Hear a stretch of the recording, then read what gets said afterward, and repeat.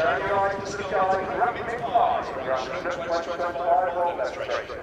When deployed operations all over the world, and they go to aircraft for rapid insertion and extraction troops in dangerous locations. After the fantastic show in the answer to Chinook, what is the question? This is the bioensign Chinook during the RIAT in 1980 is true today as it was then. Cal starts the show by pulling the aircraft back from the over and rapidly turning back on target, noting keep the height and back again. The crew now preparing to drop their troops off onto target. The crew usually efficiently directing their landing site, making sure it's suitable to land on in the minimum time possible to avoid excellent exposure.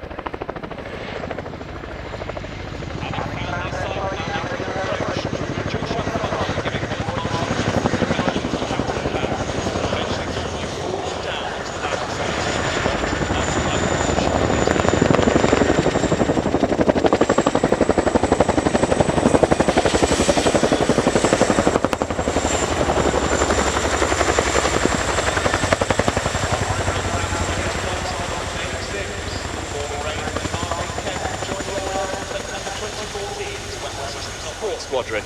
Keep one eye on that quad bike if you can to see just how quickly these critical enablers can work. With the troops and quad bike now gone, the aircraft departs with an over-the-shoulder transition. This is a defensive move representing the armoured floor ballistic protection towards a probable enemy in the 12th quad.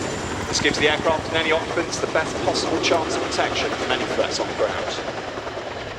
With the aircraft heading away, Cal will be climbing the aircraft up to return and provide some mutual support. Think of this profile as overhead protection for the troops now exposed on the ground, or alternatively this could allow a pair of Chinooks to land in sequence without a loss of airborne protection. Other than Cal's guns in the cockpit, we don't have any weapons fitted today, but Dave and Josh will be ready to employ the crew-served weapon systems.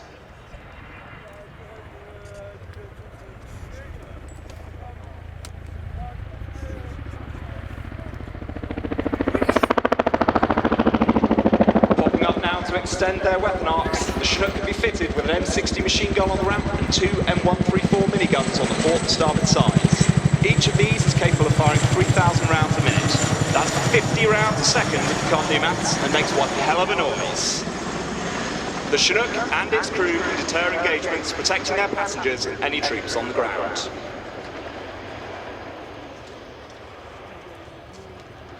Handling the aircraft as captain today is Flight Lieutenant Callum Pearson. Cal is originally from Middlesbrough and joined the RAF in 2010. Receiving his wings in 2016, he was streamed rotary, and after completing the Chinook operational conversion course, he was posted to RAF Odium in 2018. He's got over 2,000 hours, 1,400 of which are on Chinook, and most recently deployed on Operation Shader. He's a qualified helicopter instructor, and when he's not throwing the Chinook around, he's throwing weights around in the gym. Cal's dedicating his display today to the memory of his granddad, who sadly passed earlier this year.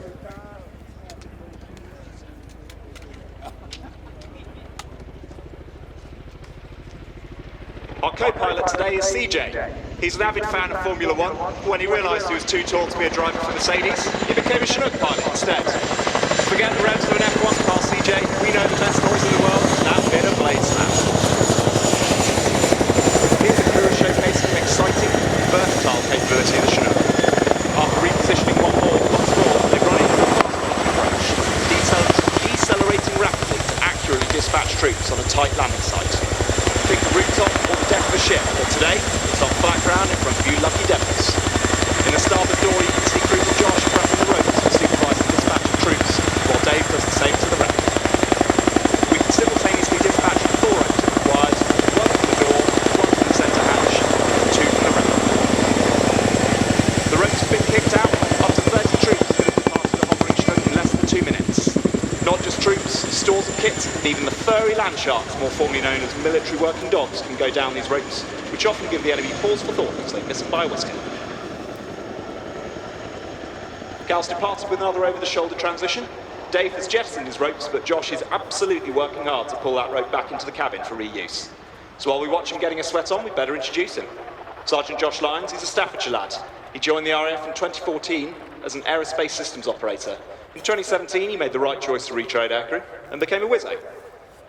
In his 5 years on the Chinook Force, Josh has accumulated 1,200 hours, multiple operational deployments, embarked on the Queen Elizabeth class carrier, and conducted many overseas exercises in Sweden, Denmark, Poland, Cyprus, and Jordan. Outside of work, he enjoys travelling, skiing, for his sins as a season ticket holder at Wolverhampton Wanderers.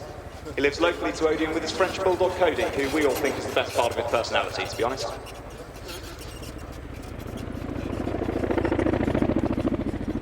Right folks, for those of you at Crowd Centre, I hope you're keeping an eye on that JHS team on the ground. The crew are now returning to pick up that quad bike which has been rapidly prepared by the hookers as an underslung load. Underslung loads are the bread and butter of the Chinook force, with all crew members front and rear working together to manoeuvre the 99-foot-long aircraft to a finely tuned position. That's 99 feet and 8 inches at every inch is important to you. As Cal positions in the overhead of the underslung load, under Josh's direction, Dave is now looking through the open centre hatch to safely direct the pickup of the quad, all 4 crew working in synchronisation with the team on the ground to get that load picked up swiftly. One of the hookers has their arm up, holding a static discharge probe. They touch the hook with that first to dissipate any static electricity, which is particularly important in dusty environments like the desert, saving everyone a nasty shock. Chinooks have been used in operations moving stores, freight and vehicles everywhere from Afghanistan to Whaley Bridge.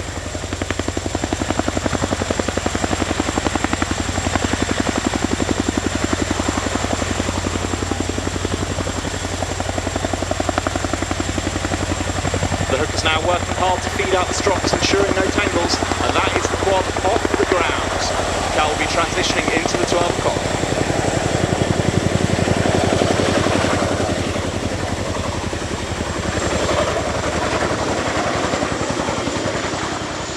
That quad is attached to the aft hook, but the Chinook is capable of carrying 3 simultaneous underslung loads and carrying up to 11.3 tons on its centre hook alone. This quad bike is a mere 350 kilos, but if it can be rigged, the Chinook and the hookers can take it. Being such a capable aircraft, it can even lift another Chinook, albeit with a couple of bits cut off to save a little weight. With a maximum all-up mass of 24.5 tons, this absolute powerhouse can comfortably fit 30 troops inside. With seating on the floor, we can extend that up towards 50. The raw power and versatility of the Chinook is all down to its iconic tandem rotor design. It provides a huge amount of lift, a large cabin, and is all achieved without any of that dangerous messing about with tail rotors that frankly we Chinook parts want no part of. That walker noise is a decent side effect too. Anyway, while the crew demonstrate an underslung load circuit, let's talk about our hooking team. Leading JHS today, we have Corporal Jordan, who served 9 years with the British Army Air Corps. Having served the majority of his time within 656 Squadron, working as ground crew on Apache, he's deployed to a variety of places including Cyprus, Jordan, Norway and ship-based exercises amongst others. He's a helicopter handling instructor within JHS, leading heli handling teams on high readiness. It's a crew of 4 working on the ground for you today.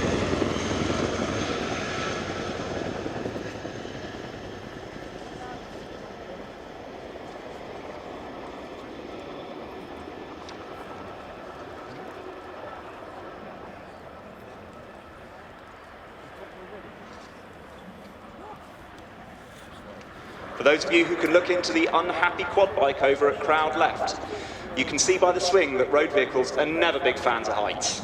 The crew will be moving the aircraft to counteract any swing on the load as she varies in the airflow. As the crew run in from the left for the drop-off, they'll be completing what is called an operational drop-off. This is the combined rapid dispense of the load and strops, followed by a quick egress away from the threat. This is particularly used in dusty desert environments or in environments with extremely high threat to get vital supplies exactly where they're needed on the battlefield as fast as possible.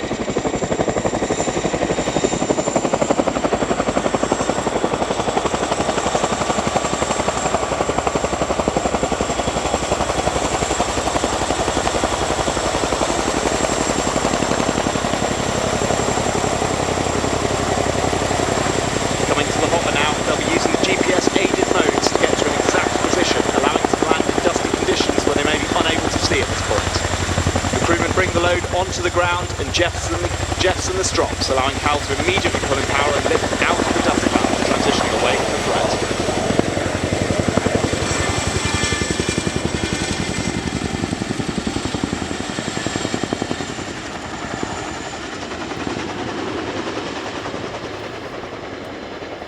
Starting off to the left-hand side, they'll be transitioning into one more wing over, and then they'll be setting up for a running landing.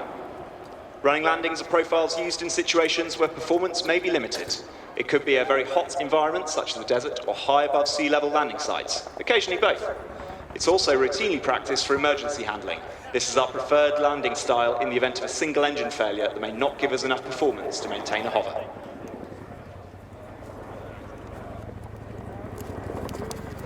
As he comes down the far side of the wing over, Cal and CJ will be working hard to intercept exactly 80 knots in a 3-degree approach path. This will put them on parameters for the landing. I can't even do a decent wheelie on a bike, so spare a thought now for the pilots attempting one, 38 feet in front of those aft wheels. Josh is monitoring the height beneath the front wheels, while Dave monitors the aft disc. At 26 degrees nose up, those aft rotor blades will strike the ground. Absolutely nobody wants that to happen. The teamwork amongst the crew allows for effective information to be passed up front to Cal and CJ as they handle this magnificent oily green lifting machine.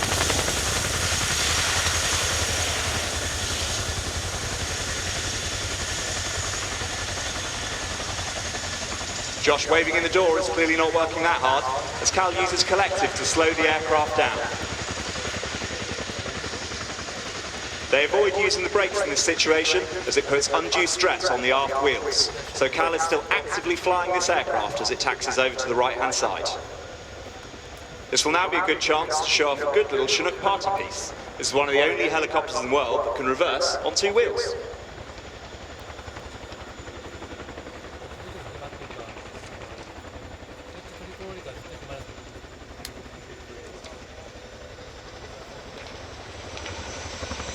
As the aircraft lift once more, Dave the Wave is going to have the best seat in the house. He's on the road looking out on all you lovely people here today. In case you can't spot him, he's the one waving the gigantic orange hands. Those are definitely his real hands, and he can be quite embarrassed about them, so please be sure to give him a big wave as he goes past.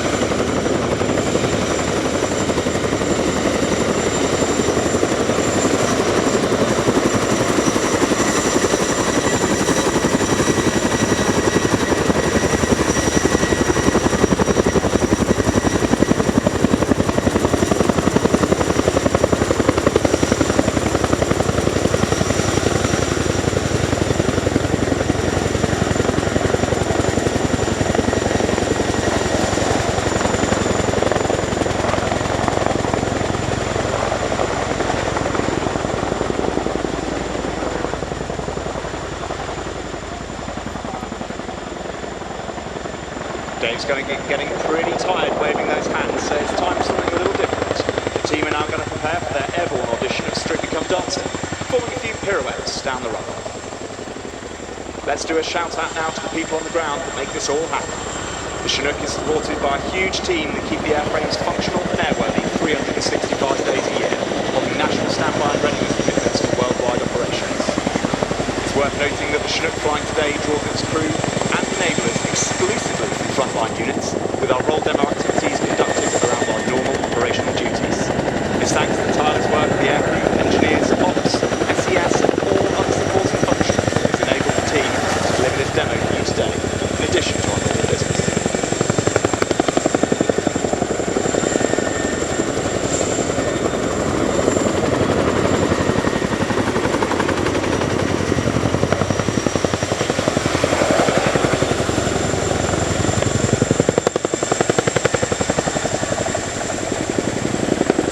All good things must, however, come to an end, so before our final manoeuvre, we're going to see some competent flashing of the landing lamps by co-pilot CJ and a bow from the crew. There it is. We'll now watch the incredible Gorny climb. Named after the base in Bosnia where the Chinook demonstrated its incredible power, dominating other helicopter types during the Kosovo War. It's a max performance climb and will be followed today by a corkscrew departure.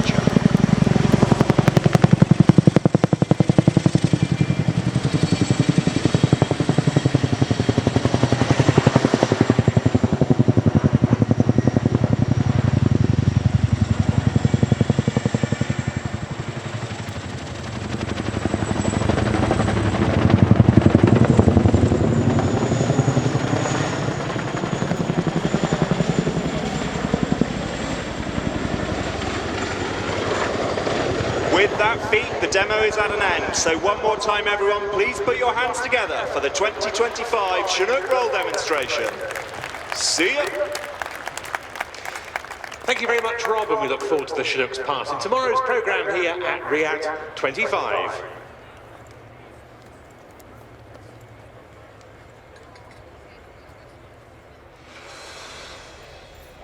You found it then? Of course I did. Good point.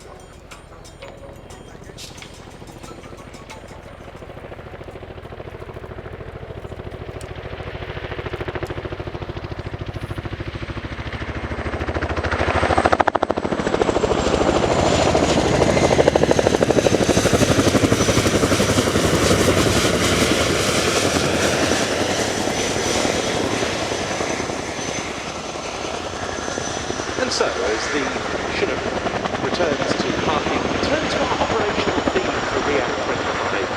Eyes in the skies, covering all manner of aerial surveillance, reconnaissance, intelligence gathering, search and rescue, the whole gamut covered by that phrase. And we're not just paying tribute to the activities of reconnaissance, intelligence gathering, search and rescue crews and so forth in the present day at this year's show.